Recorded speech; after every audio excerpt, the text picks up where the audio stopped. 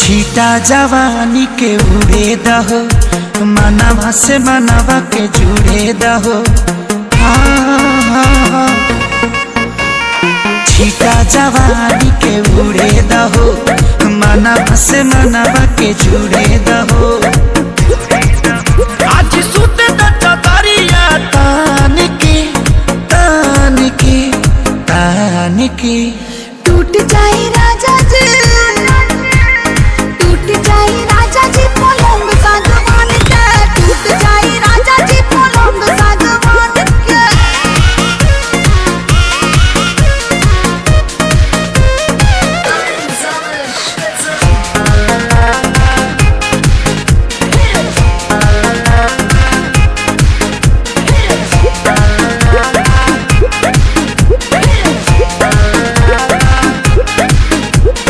छुए द बदन की देखो न कटन की, चदरा बिछा दे हनी। पलम जी मन पिघला दे हनी, पलंग पर झुलुआ झुला दे हनी। छुए द बदन की देखो न कटन की, चदरा बिछा दे हनी।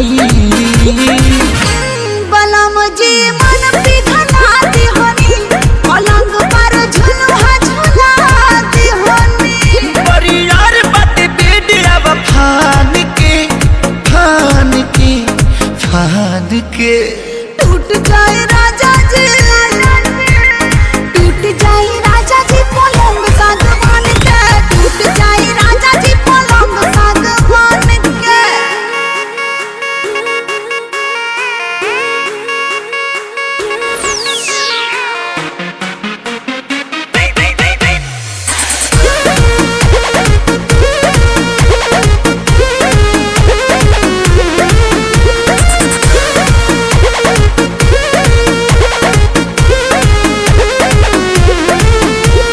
बने तब बेसरमी देहिया में गरमी पैठे लागी हो।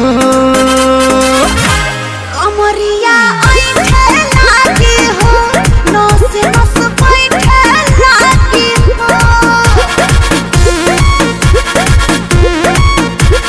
बने तब बेसरमी देहिया में गरमी पैठे